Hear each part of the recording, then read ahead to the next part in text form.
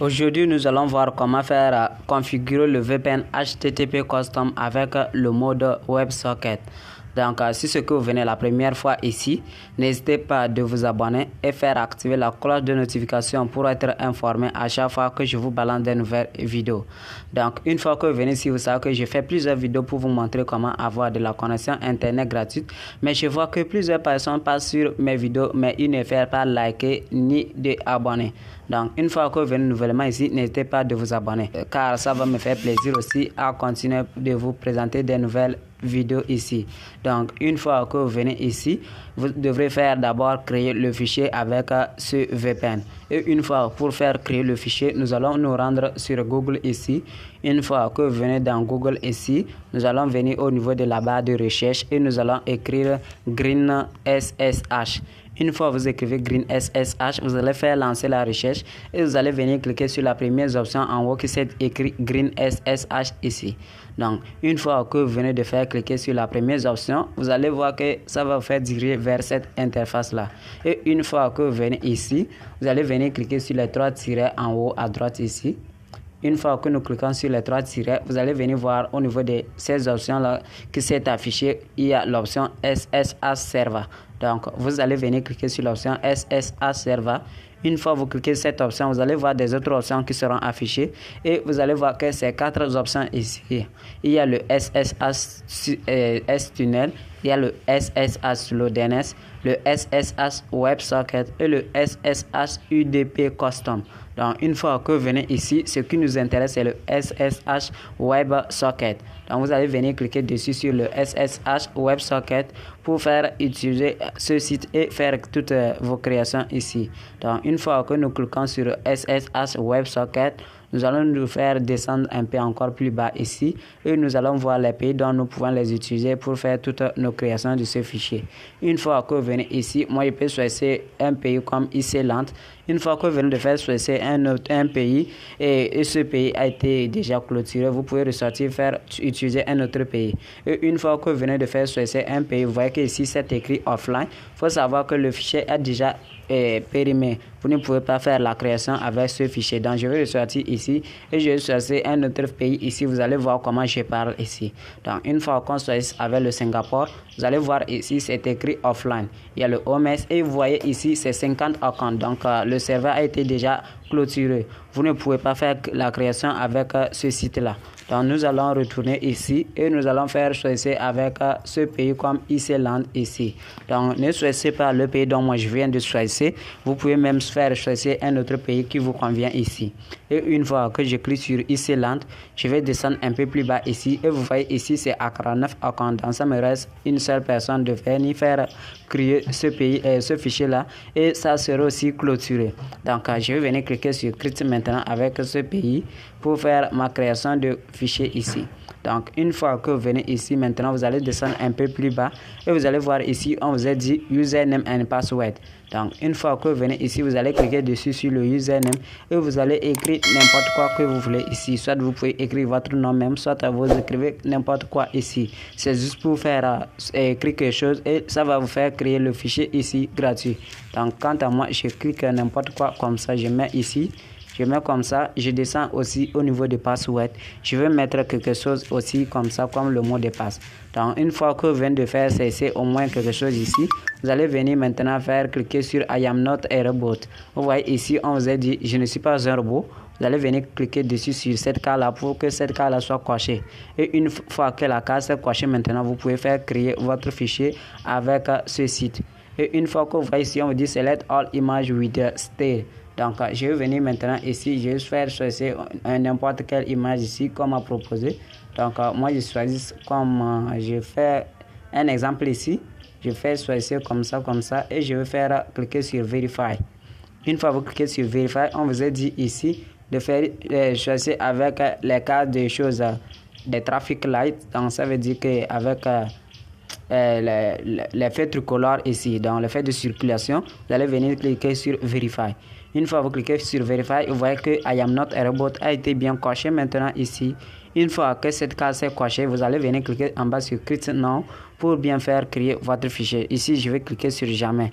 Donc je clique sur Create Now et nous allons attendre pour que notre fichier soit bien créé ici. Donc une fois vous cliquez comme ça, vous voyez que la page s'est ouverte à une nouvelle page. Vous allez descendre un peu plus bas et vous voyez ici on vous a dit Success account has been successfully created. Et une fois que vous voyez ici, nous allons voir que notre compte a été bien créé ici. Et une fois que vous venez ici, vous allez venir cliquer sur Copy Payload HTTP. Donc ne copiez pas Payload SSL TLS, mais vous allez venir cliquer sur Copy Payload HTTP. Donc nous allons cliquer dessus comme ça et vous allez venir voir ici the page of HTTP green SSL says copy the clipboard. Donc on clique sur OK toujours ici. Une fois vous cliquez sur OK, ne fermez pas toujours la page. Vous allez venir en haut, vous cliquez sur chose à partir du hostname, vous allez faire copier aussi là-bas. Donc je maintiens aussi dessus à partir du hostname et je vais faire copier à partir de expired date. Donc je clique aussi sur copy. Et une fois vous venez de faire copier les deux options ici, vous pouvez ressortir directement ici et vous allez les faire rendre dans votre bloc-notes et les coller ici. Et une fois que vous venez de faire coller dans votre bloc-notes maintenant, vous pouvez les utiliser un à un et faire créer et faire configurer vos VPN. Donc une fois que je viens ici, je vais coller le premier, je laisse espace, je colle aussi le deuxième ici avec mon payload. Donc je colle aussi comme ça avec le payload. Et une fois que je viens de faire coller comme ça, maintenant nous pouvons faire utiliser ce fichier là et faire configurer avec toutes nos VPN ici. Donc une fois que vous venez de mettre comme ça, maintenant vous allez venir cliquer sur le milieu pour juste faire un retour et vous allez venir sur le Play Store ici pour ceux qui utilisent les Android et sur App Store pour ceux qui utilisent les iPhone aussi, et nous allons faire tous télécharger notre VPN HTTP Custom ici. Donc une fois que vous venez ici, vous allez faire cc HTTP Custom ici, vous faites lancer la recherche avec votre Play Store soit avec votre App Store. Donc une fois que vous faites lancer la recherche, vous allez venir voir l'application ici HTTP Custom ici. Une fois que vous venez nouvellement, vous allez voir que ça serait dire installer. Et une fois que vous venez ici, vous allez cliquer sur l'installation. Et une fois que vous venez de faire l'installation, nous allons cliquer tous ensemble sur ouvrir maintenant ici. Donc je clique dessus sur l'ouvrir et nous allons attendre pour que cette part-là, ce VPN soit ouvert ici. Une fois que le VPN soit ouvert ici, vous voyez que ici moi j'ai déjà quelques configurations et pour le faire supprimer, je clique sur les trois barres en haut, je clique sur Clear Reset Config. Une fois vous venez de faire supprimer comme ça et vous venez nouvellement sur le VPN, vous allez voir que ça va se faire présenter ici comme ça. Une fois que la page s'est affichée comme ça, maintenant vous voyez ici la première option ici, on vous a dit IP port user and pass. Donc nous allons retourner sur notre bloc-notes ici pour faire importer les configurations ici. Donc une fois que vous venez ici, je vais revenir dans mon bloc-notes ici et vous voyez, une fois que je reviens ici, il y a le hostname en haut. Donc vous allez venir cliquer dessus sur le hostname pour le faire copier. Quant à moi, je maintiens aussi dessus comme ça et je fais copier avec mon hostname. Une fois que vous venez de faire copier avec le hostname, vous allez retourner ici avec votre VPN HTTP injector ici et vous venez à partir de là qui s'est dit IP @userpass. Donc nous allons venir au niveau du premier ici, nous mettons avec notre IP comme ce hostname là ici. Une fois que vous venez de mettre comme ça, vous allez mettre 2 points et vous mettez votre port comme 80. Soit vous pouvez retourner dans votre chose même voir, vous allez voir le port là-bas. Donc une fois que vous voyez ici, mon port c'est 80 ici. Et une fois que vous mettez 80, vous allez venir mettre l'arrobase. Une fois que vous mettez arrobase, vous allez retourner ici dans votre bloc-notes pour faire importer avec votre user et password. Donc, quant à moi, je retourne ici. Je vais venir au niveau du username. Je clique dessus aussi sur le username pour le faire copier. Donc, une fois que je clique dessus sur le username comme ça, je vais faire copier. Une fois que vous venez de faire copier, vous allez retourner aussi dans votre VPN ici au niveau des arrobase, vous allez lui faire coller devant maintenant à partir de arrobase, vous voyez. Donc une fois que vous venez ici maintenant, nous faites coller au niveau des arrobase avec notre username ici. Et une fois que vous venez de mettre votre username, vous allez retourner encore ici pour faire copier votre mot de passe. Vous voyez, à la fin, on vous a dit password. Donc, c'est mon mot de passe ici. Je vais maintenir aussi dessus et je clique sur copier. Une fois, vous voyez, à partir de password en bas, on vous a dit SSA Sport. Il y a le SSA Sport 80, soit 2082, soit 8280. Donc, c'est le port de WebSocket, ça. Vous pouvez mettre le port comme 80, soit 2082, soit 8280. Donc, je retourne ici avec mon mot de passe et je vais le faire coller aussi là-bas. Donc, une fois que je reviens ici, je clique aussi dessus comme cela et je vais venir à partir de username, je mets 2 points et je fais coller avec le password. Donc, vous allez venir ici, vous mettez 2 points d'abord, vous faites coller maintenant avec votre password ici. Une fois que vous venez de faire coller avec votre password, vous allez venir cliquer sur les 3 tirets en haut à droite ici. Une fois que vous cliquez sur les 3 tirets en haut, vous allez venir cliquer sur l'option Payload. Vous voyez là que c'est écrit Payload, vous allez cliquer là-bas et vous venez au niveau de Payload ici. Vous allez retourner dans votre bloc-notes ici et vous allez faire importer votre Payload tous ici.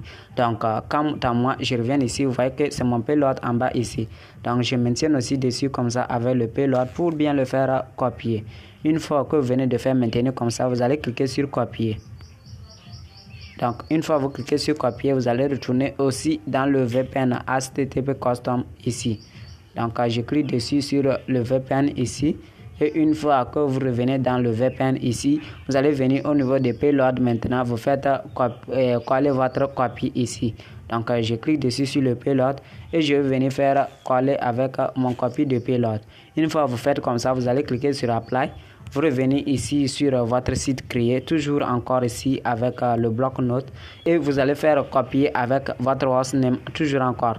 Donc, je vais maintenir dessus sur le hostname ici. Je clique aussi sur copier. Une fois que vous cliquez aussi sur copier, vous allez retourner ici au niveau de votre VPN ici avec le SSH. Vous cliquez sur les 3 tirets en haut à droite. Vous revenez au niveau de Payload, toujours ici. Vous descendez un peu plus bas, vous allez voir au niveau de Remote Proxy. Donc, vous allez laisser avec votre hostname ici. Vous mettez 2 points et vous terminez par 80. Une fois que vous mettez 2 points, vous mettez 80, vous allez cliquer sur Apply et vous allez venir voir au niveau de 3 points, toujours en haut. Vous venez au niveau de VPN Setting. Vous voyez au niveau de VPN Setting, vous allez cliquer dessus sur le VPN Setting et vous allez venir voir ici en haut, on vous a dit User et Pass. Donc, je vais venir maintenant cliquer sur ce petit icône pour faire afficher toutes mes copies ici. Donc, une fois que je viens ici, je vais mettre mon user ici. Je mets le user et je vais mettre 2 points d'abord. Une fois que vous mettez 2 points, vous allez revenir faire avec votre passe ici. Donc, je fais avec mon password aussi ici. Une fois que vous venez de mettre votre username, 2 points, le password, vous allez recliquer sur les 3 tirets en haut à gauche. Vous allez venir cliquer sur SSH Setting. Et ça va vous faire rediriger vers votre interface ici. Et une fois que vous venez maintenant ici, vous allez venir cocher la carte de Use Payload. Vous allez venir cliquer sur la case de Use Payload et une fois que vous venez de faire cocher cette case, maintenant vous pouvez venir cliquer sur Connect et vous allez voir que votre VPN sera connecté avec la carte SIM dont vous utilisez. Vous voyez qu'avec cette configuration, ça ne demande pas du DNS du réseau. Et j'espère que ça va vous aider aussi à avoir de la connexion Internet gratuite avec toutes vos cartes SIM dont vous utilisez. Et une fois que vous venez ici, n'hésitez pas de me laisser tous vos commentaires en bas du vidéo pour que je puisse vous aider très facilement ici. Et une fois que vous venez ici, vous allez voir mon numéro sera en bas de la description du vidéo et vous pouvez utiliser ce numéro là pour me rejoindre sur WhatsApp. Donc ici, je peux vous dire qu'une fois que vous venez ici, vous allez cliquer maintenant sur Connect. Mais quant à moi, je ne vais pas cliquer sur Connect parce que j'ai des mégas. Une fois que je clique sur Connect toujours, vous allez voir que ça va se faire connecter tous ici. Donc je vais vous dire une chose encore ici. Je vois qu'avec la configuration, ça dérange avec d'autres personnes. Donc une fois que vous venez ici, vous allez revenir au niveau de Payload ici à partir d'en bas. Ici là, je viens de mettre avec le IP en plus le port. Vous pouvez mettre aussi à partir de port là arrobase et vous allez mettre avec le user 2.pass parce que une fois que vous voyez ici, on voit que ça a été indiqué au niveau du remote proxy.